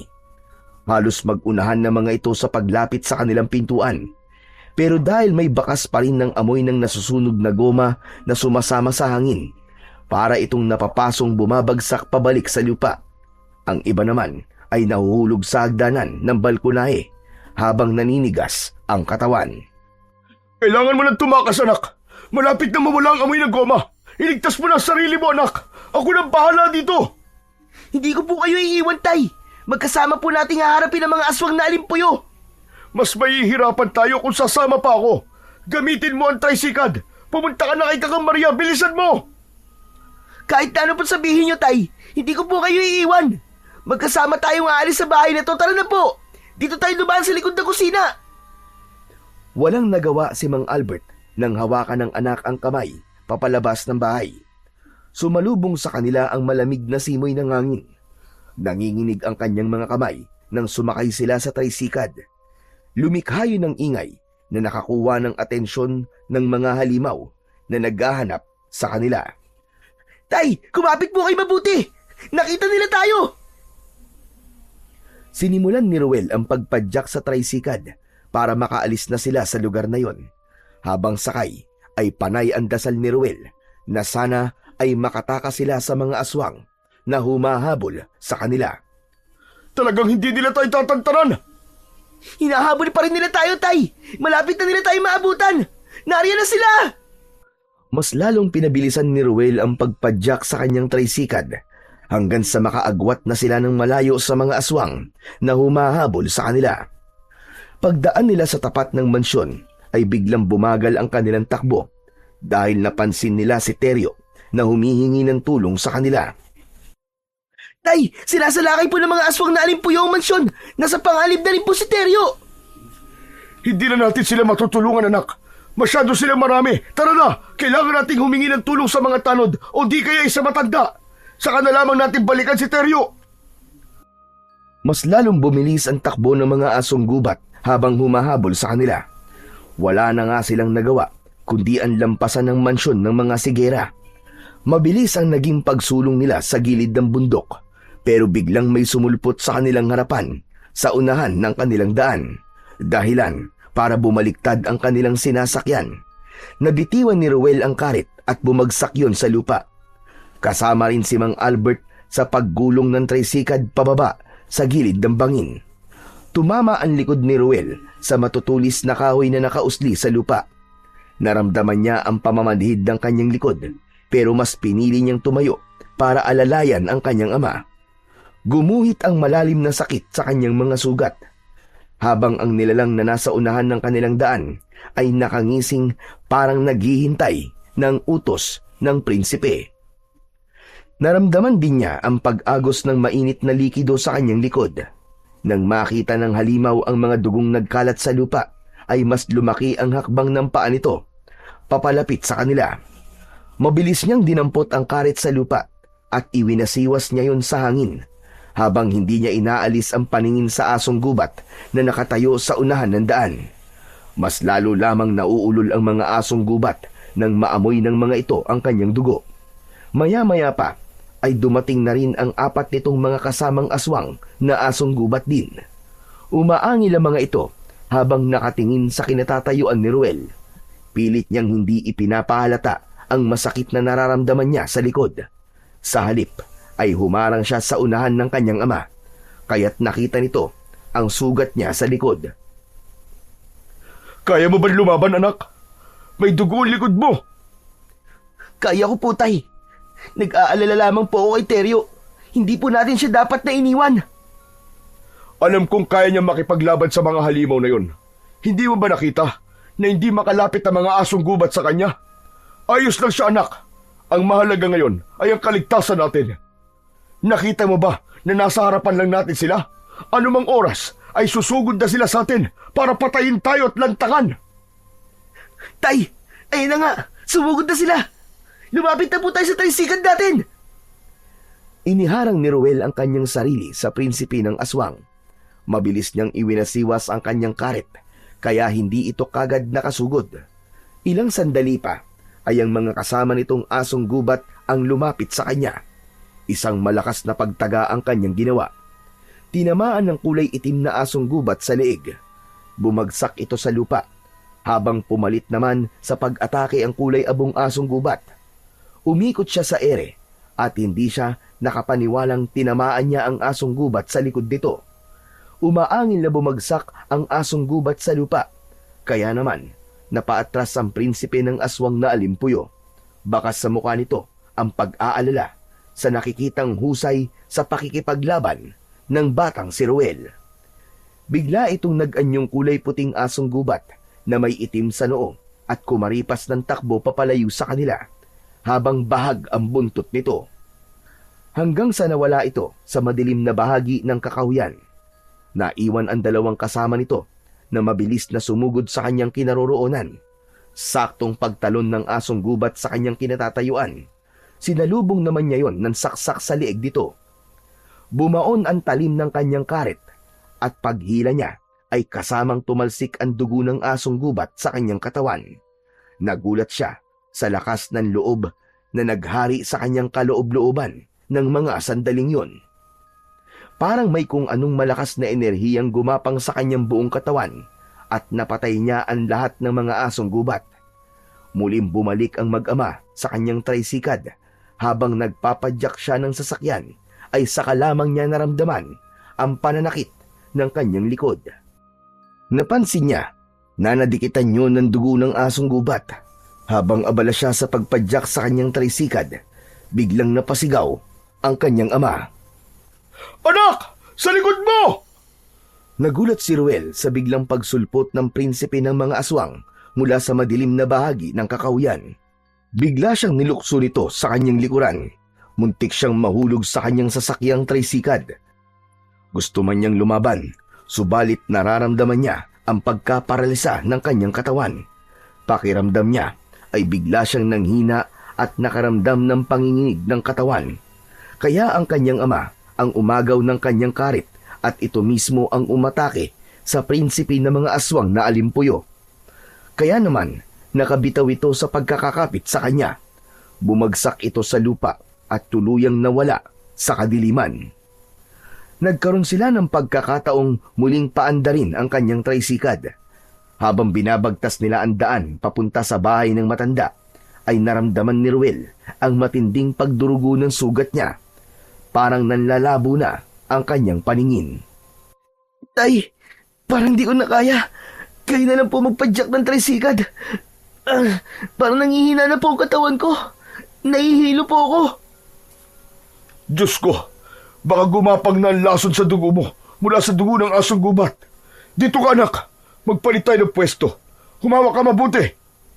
Nang makapagpalitan sila ng kanyang ama, ay naramdaman ni Ruel ang mabilis na pagpadyak ng kanyang ama sa tricycad. Pakiramdam niya ay may nakadagan sa kanyang dibdib. Halos mahabol niya ang sarili niyang hininga. Habang ang malakas na hangin na bumabangga sa kanyang muka ay patunay na mabilis ang pagpapatakbo ng kanyang ama sa kanilang sasakyan. Konting tiis na lang, anak. Kapit lang. Malapit na tayo. Gagaling ka, anak. Nandito lang si tatay. Ilang minuto pagkatapos ay dumating na sila sa tapat ng bahay ng matanda. Narinig niya ang yabag ng paa ng matanda matapos na magtawag ang kanyang ama. Nagulat si Kakang Maria nang makita siya sa ganoong kalagayan. Nilakihan ng matanda ang pagkakabukas ng pinto nito. Kahit nanlalabo ang kanyang paningin, ay kagad na hinagilap ng kanyang tingin si Kaloy. Subalit wala ang lalaki. Tila nauunawaan naman ng matanda ang ibig niyang sabihin. Si Kaloy ba hinahanap mo? Pansamantala siyang umuwi sa kanila dahil gusto raw niyang makita ang kanyang pamilya. Kakang Maria, hindi niyo po dapat siya pinayagang umalis. Nasa panganib po siya. Si Teryo nga po. Nakita kong sinasalakay ng mga aswang. Kakang Maria, kailangan pumahanap natin siya. Nasa panganib siya. Yaski ka, bata ka. Huwag mo na munang isipin si Kaloy. Mahiga ka na muna sa country mo. Sarili mo muna ang isipin mo. Malala ang kalagayan mo. Ilang oras lang ay maaari ka ng mahawa ng mga aswang na umatake sa'yo. Mabuti na lamang at naisama mo ang iyong ama. Nabanggit na po ni Ruel kung ano po ang kailangan niyo sa akin. Paano po ba kami makakakuha ng mutya ng dagta ng kasoy? Saka ko na lamang ipapaliwanag sa'yo, Albert. Gagamutin ko na muna si Ruel. Hindi dapat tumagal ang dugo ng asong gubat sa sugat niya. Dahil kahit talsik lang ng asong gubat ang dumikit sa dugo niya, ay siguradong mahahawa siya nito. Habang nakapikit ang mga mata ni Ruel, ay narinig niya ang yabag ng paa ng matandang papasok sa kwarto nito. Ilang minuto pagkatapos ay bumalik itong may dalang tela at palangganang may tubig. Naramdaman niya ang pagdampi ng malamig na tubig sa kanyang likod. Kasunod ang mainit na dinikdik na halamang gamot na itinapal sa kanyang sugat. Maya-maya pa ay nagsindi ito ng tabako at ibinuga ang usok sa kanyang likod. Pangtanggal daw yun ng impeksyon at pagpapawala ng bisa ng hawa ng aswang na alimpuyo. Ilang minuto lang mawawala na ang pananakit ng iyong sugat. Mabuti na lamang at hindi malalim ang sugat mo sa likod, Roel. Kakang Maria, nakaharap ko na po ang prinsipe ng aswang na alimpuyo. Higit na mas malakas siya. Malaki na ang kanyang ipinagbago. Kaya nga wala ng ibang paraan. Kailangan na nating makuha ang mutya ng dagta ng kasoy, Albert. Ang ipinagtataka ko lang ay kung bakit nasa bakuran yon ng mga bagong lipat na dayo sa mansyon. Ang alin po ba, Kakang Maria? Ang puno ng kasoy. Nasa bakuran ng bahay ng mga sigera. Aalamin ko pa kung sino ang mga taong ito. Pero, nadaanan namin sila kanina at maging ito po ay sinasalakay na rin ng mga asong gubat. Pero sa nakita ko po kanina, sa tingin ko may alam ang lalaking yun pagdating sa pakikipaglaban. Hanggat wala sa anak mo ang mutya ng dagta ng kasoy, hindi natin makikilala kung sino ang tunay na kalaban. Alalahanin mong makapangyarihan ang prinsipe ng mga aswang, lalo na kapag sumikat na ang kulay pulang buwan. Maya-maya pa ay naramdaman ni Ruel ang pagginhawa ng kanyang pakiramdam. Kaya nakabangon na siya sa kanyang kinahihigaan at napasandal siya sa dingding ng kwarto ng matanda. Ilang sandali pa ay narinig nila ang pagbalandra ng pinto sa bahay ng matanda. Nakita nila ang bagong dating na si Kaloy. Habol ang hininga nito na halatang nanggaling sa pagtakbo. Kakang Maria, alam ko na po. Alam na po ng mga tanod at ni Kapitan ang tungkol sa mga aswang na alimpuyo. Alam na rin po nila ang tungkol sa pamilya ko. Kailangan na po natin kumilos. Pagbabayarin ko po ang mga nilalang na yun. Pinatay nila ang pamilya ko. Paano po ba natin mahanap ang mutya ng dagta ng kasoy? Huminahon ka muna. Huminahon ka lang, Kaloy. Si Ruel ang kailangan kumuha doon sa bakuran ni Teryo. Mag-iingat ka. Dahil baka si Teryo ang matagal ko nang hinahanap na prinsipe ng mga aswang. Inaalagaan ng mga aswang ang kasoy dahil naniniwala ang mga ito na ito ang magbibigay ng lakas sa kanilang kapangyarihan maliban sa pagkuha nila ng buhay ng mga binatilyo. Para mapanatili ang kanilang kabataan. Mapipitas lang ang kasoy sa oras na hawakan ito ng binatilyong may edad na 15 taong gulang na may busilak na puso. Kasabay ang isang ritual. Pwede rin po kaya akong gumawa nun? Si Roel lang talaga dahil anak siya ng tagapagmana ng tagapagbantay ng alay. Si Albert yon at anak niya si Roel. Isa pa, hindi basta-basta na nakukuha ang mutya ng dagta ng kasoy dahil kailangan niyang makakuha ng dugo ng asong gubat na isasaboy niya sa lupa na pinagtaniman ng kasoy. Sa ganong paraan, malalaman niya kung alin ang bunga na nagtataglay ng mutya. Biglang natahimik si Kaloy, habang si Ruel naman ay biglang kinabahan dahil kailangan na naman niyang bumalik sa madilim na kagubatan para sa mutya. Sa ganitong pagkakataon, buhay na niya ang nakataya. Masyadong delikado para sa buhay ng anak ko. Hindi ako papayag. Pero siya lang ang nagtataglay ng ganong katangian. Isa pa, malalagay din siya sa pangalib kapag hindi niya nagawa yon. Nakahanda po akong samahan si Ruel. Tutulong po ako sa kanya. Pero mapanganib ang gagawin niya. Hindi to basta-basta laban lang. Buhay ang pinag-uusapan dito. Ang mabuti pa samahan ko na rin si Ruel. Hindi na rin naman ako mapapalagay kung hindi ko siya kasama. Kaming dalawa ng anak ko ang kukuha sa mutya. Tamang-tama. Dali niyo na rin ang isa ko pang karet. Mag-iingat kayo. Dahil nalaman kong ang mutya ang pinakahuling sangkap sa ritual ng pag-aalay. At bukas na ang paglabas ng kulay pulang buwan. Kailangan na nating magmadali. Wala akong kaalam-alam na magsisimula na palang pag-aalay. Diyos ko, huwag naman sana silang magtagumpay. Tara na po. Kailangan na nating umalis. Iligtas natin ang mga alay. Kailangan natin makuha ang mutya ng dagta ng kasoy. Ilang sandaling katahimikan ang naghari sa kanilang apat. Si Mang Albert ang bumasag sa katahimikan, sabay dampot sa karit na nakasabit sa dingding. Kung balak na natin kunin ang mutya sa bahay ni Teryo, kailangan na natin kumilos. Ililigtas natin siya. Bilisan niyo, Ruel. Kaya mo na bang maglakad? Hindi na ba masakit ang sugat mo sa likod? Kaya ko na po ito, Tay. Kayo na lamang po magpadyak sa tricycle ko. Ikaw, Kaloy, sasama ka rin ba? Oo, sasama ako. Kailangan ko rin ng tulong nyo nang mabigyan ng hustisya ang pagkamatay ng pamilya ko. Lintik lang ang walang ganti. Papatayin ko ang prinsipeng yun sa harap ng kanyang mga alagad. Kasama ang kanyang mga magulang na palaging nakasuporta sa kanyang ginagawa. Teka, sandali lang. Ngayon lang nagiging malinaw sa akin na maaaring ang punong yun ng kasoy ang gagamitin din ng lugar na pagriritwalan. Kaya mag-iingat pa rin kayo kay Teryo.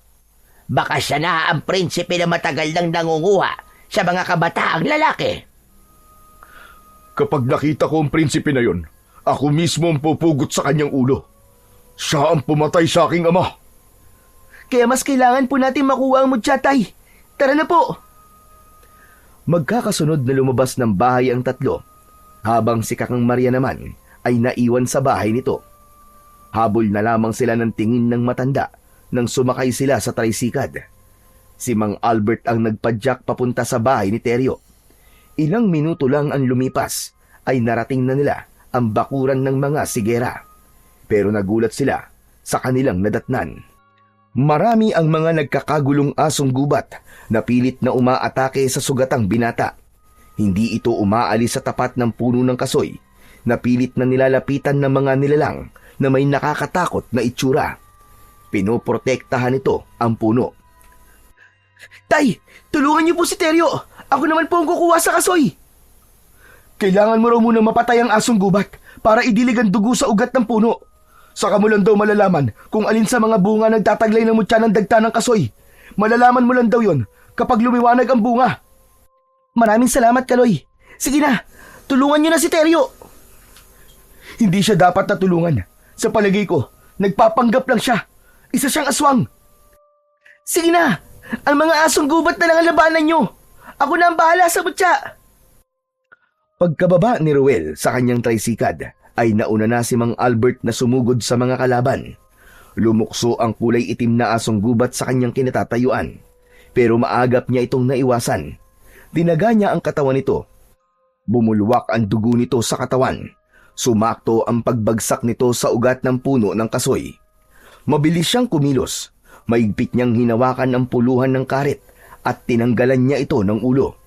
Kasabay ng pagkalat ng dugo nito sa lupa, ang pagliwanag ng bunga ng kasoy na malapit sa kanya. Ako na! Ako na ang kukuha ng kasoy para sa iyo, Ruel! Halos itulak si Ruel ni Kaloy para lang makuha nito ang bunga. Pero dahil malapit siya sa bunga ng kasoy, kaya nakuha na niya yun bago pa mahawakan yun ni Kaloy. Lumapit sa kanya si Teryo habang pinipilit na agawin ang mutya. Akin na ang mutya! Huwag mong pakialaman yan! Mas lalo ako mapapahamak kung hindi mo yan ibibigay sa akin! Ako lang ang may karapatang mga laga ng mutya ng kasoy. Kaya tumabi ka kung ayaw mo masaktan. Ikaw ang prinsipe ng mga aswang na alimpuyo. Teka, ano ba pinagsasasabi mo? Isa kang aswang. Alam na namin ikaw ang prinsipe ng mga aswang. Pinatay mo ang ama ko. Kaya huwag ka na magkunwari na inaatake ka ng mga aswang. Hindi mo kami mauuto. Napaatras ng bagya si Teryo nang tutukan ito ng karit ni Mang Albert. Bakas sa mukha ng lalaki ang pagkalito. Sinamantala naman ni Ruel ang pagkakataon. Biniyak ni Ruel ang kasoy na nasa kanyang mga kamay at ipinatak niya yon sa talim ng kanyang karit. Kitang-kita niya ang pagliwanag ng mutya sa kanyang sandata, sabay wasiwas niya sa hangin. Napaatras ang mga asong gubat sa pagsugod. Lahat sila ay takot na takot sa kulay berdeng liwanag ng sandata ni Ruel. Nagkakamali kayo! Hindi ako ang prinsipe! Hindi pa man natatapos ni Teryo ang sasabihin nito, ay bigla itong inatake ng asong gubat sa likuran nito. Tinamaan ito ng pangil ng aso sa braso nito at bumagsak ito sa lupa. Kahit nasa panganib na ang buhay nito, ay sinikap pa rin itong magpaliwanag. Ako ang alay ng aswang para sa kanilang prinsipe. Kaya ako'y naalagaan ang pinakahuling sangkap ng kanilang ritual. Dahil hinihintay ko ang tunay na tagapangalaga ng mutya. Kung ikaw nga yun, Ruel, talagang para sa'yo yan. Tulungan mo ako. Hindi ako ang kalaban dito. Biglang lumakas ang liwanag na nagmumula sa talim ng sandata ni Ruel at lumapit yun sa nakatayong si Kaloy. Nanlalaki ang kanyang mga mata nang makita niya ang biglang pagbabago ng kulay ng mga mata ni Kaloy. Tumubo ang maliit nitong sungay sa noo. Humaba ang mga ngipin nito at nagkaroon ng buntot. Anak ng putya! Siya ang prinsipe ng mga aswang! Nilinlang niya tayo! Ang husay mo! Naisahan mo ako Nagawa mo magpanggap para lang makuha ang mutya. Hindi ka na makakaligtas. Hindi ako natatakot sa'yo kahit may sungay ka pa. Mabilis siyang tumakbo papalapit sa prinsipe ng aswang pero hindi niya inaasahan ang malakidlat nitong bilis sa pagkilos. Naramdaman niya kagad ang kamao nito habang nakadakot sa kanyang leeg. Kaya naman, nabitiwan niya ang kanyang hawak na karit at bumagsak yon sa lupa. Habang si Teryo naman ay nagawa ng makaalis sa pag-atake ng mga asong gubat at kasama na itong nakatayo sa tabi ni Mang Albert. Nagulat ang mga ito sa bilis ng pangyayari. Sa higpit ng pagkakasakal ni Kaloy sa leeg ni Ruel, ay nahirapan siyang makagalaw. Umangat ang kanyang paa sa lupa, kasabay ng pag-angat din ng liwanag na bumalot sa kanyang buong katawan, na parang sumanib sa kanya ang kakaibang pakiramdam. Gumapang ang malakas na enerhiya sa buo niyang katawan. Sa pagpupumiglas ni Ruel, nabitiwan siya ng aswang na prinsipe. Bumagsak siyang nakatayo sa lupa, habang matalim ang matang nakatingin sa muka ng kalaban. Nagpasirko-sirko siya sa ere at pagpatak niya sa lupa ay sakto sa kinalalagyan ng kanyang nahulog na karit. Mabilis niya yung dinampot at humarap sa mga kalaban. Nawala rin ang sakit ng kanyang katawan para siyang nag-ibang katauhan. Hinding-hindi ka magtatagumpay na kumuha pa ng isa pang buhay para sa kasamaan mong halimaw ka. Kailanman ay hindi magtatagumpay ang kasamaan laban sa kabutihan. Nagtagumpay na ako. Nakuha ko ng buhay ng mahal mong lolo. At nalinlang ko kayo, mga inutil! Heto na ang katapusan mong hayop ka! Lasapin mo ang galit ko! Akma na sana niyang tatagain si Kaloy nang sinugod naman siya ng mga alagad nito, kaya pansamantala siyang napalayo sa prinsipe ng mga aswang. Pinagtataga niya ang lahat ng mga asong gubat na humaharang sa kanyang daan. Napatay na rin niya ang hari at reyna ng mga aswang habang papalapit siya sa kinatatayuan ng prinsipe. Maging ito ay nagulat rin sa biglang pagbalot ng liwanag sa kanyang katawan. Nanlalaki ang mga mata nito na hindi makagalaw sa kinaroroonan. Biglang nanigas ang tuhod nito dahil natalo ng liwanag ng kanyang sandata. Lahat ng tamaan ng kanyang karit ay bumabagsak sa lupa. Nasusunog ang mga ito sa dagta ng kasoy na nasa talim ng kanyang sandata. Biglang dumating ang mga alagad ng prinsipe, kaya maging si Teryo at Mang Albert ay tumulong na rin sa pakikipaglaban sa mga halimaw. Bakit ba nagmamatigas pa kayo? Isuko na lamang ninyo ang mga buhay nyo. Wala na rin naman kayong magagawa. Ikaw ang sumuko! Wala ka mapapala sa amin, hayop ka! Buhay mo mawawala, hindi mga buhay namin! Bumalik ka sa ilalim ng lupa! Ako ang magpapasya para sa mga buhay nyo! Nakangisi itong sumugod sa kanilang kinatatayuan. Nagpaikot-ikot ito sa ere habang nakalabas ang pangil. Nakatutok din ang kuko nito sa kanya na iwinawasiwas pa sa ere. Mabilis niyang nailaga ng mga pag-atake nito. Gumanti siya rito ng taga. Tumulong na rin si Teryo at Mang Albert. Pero mabilis kung kumilos si Kaloy. Sumigaw ito ng malakas, kaya naman sumugod na rin ang mga alagad nito at pinagtulungan silang tatlo. Pagtaga ni Ruel sa katawan ng kulay abong asong gubat ay bumagsak ito sa lupa habang nagkikikisay ang katawan. kasabay ng paggapang ng malaasidong sugat nito sa katawan at natunaw ang katawan nito hanggang sa masunog ito na parang papel. Nagalit ang prinsipe sa ginawa ni Ruel. Mabilis itong umatake kay Ruel, kaya lang nahawakan na ito ni Mang Albert. Sinamantala niya ang pagkakataon na yon. Tumalon siya sa ere at pagbagsak niya sa harapan ni Kaloy ay kasabay naman ng kanyang pagtaga sa leeg nito. Hindi pa nasiyahan si Mang Albert. Pinagtatagarin nito ang leeg ng prinsipe. Kahit nakahandusay na ito sa lupa, ay hindi nila tinigilan na mag-ama. Hanggang hindi napupugot ang ulo nito. Galit na hinina ni Ruel ang ulo nito. At sa huling pagtaga niya, ay saka lamang napugot ang ulo ng prinsipe ng mga aswang. Natigilan si Teryo, maging ang bagong dating na si Kakang Maria. Hindi ito makapaniwalang si Kaloy ang prinsipe ng mga aswang dahil lumapit at nagpanggap pa ito sa matanda na biktima ng aswang. Napalapit ang matanda habang sapo ng palad ang bibig nito. Kinuha ni Ruel ang kanyang mutya ng kasoy sa lupa at piniga niya ang katas na yon sa katawan ng wala ng buhay na si Kaloy. Tila asido ang patak na yon na unti-unting tumutunaw sa katawan nito hanggang sa tuluyan na itong maabo at ang natira na lamang ay ang pugot na ulo ng prinsipe. Nagbalik na ito sa anyo bilang isang kulay puting asong gubat na may itim sa noo. Hinawakan ni Ruel ang ulo at nagbibirong iniabot yon kay Kakang Maria. Oh, Kakang Maria! Nakita ko po kasi mahilig kayo rito eh. Idagdag niyo po sa koleksyon niyo sa mga ulo po na nasa kusina niyo. Damuho kang bata ka. Eh bakit ako magtatabi yan? Tatak po ng tagumpay ito, Kakang Maria. Malilinis na rin po sa wakas ang pangalan niyo. Hindi na po nila iisipin na aswang po kayo. Hindi maaari. Ganun lang ang buhay ng prinsipe na yan. Kulang pa ang buhay niya sa mga buhay na kinuha niya para lamang mapanatili ang kanyang kabataan. Pambihira. Muntik na tayo ron ah. Hindi ko nahalatang si Kaloy pala ang aswang na alimpuyo. Ang akala ko nga nung una si Ruel ang prinsipe ng mga aswang. Kaya nagalit ako sa kanya nung kinuha niya ang iniingatan kong mutya ng dagta ng kasoy. Si Lolo nagpapunta sa akin dito.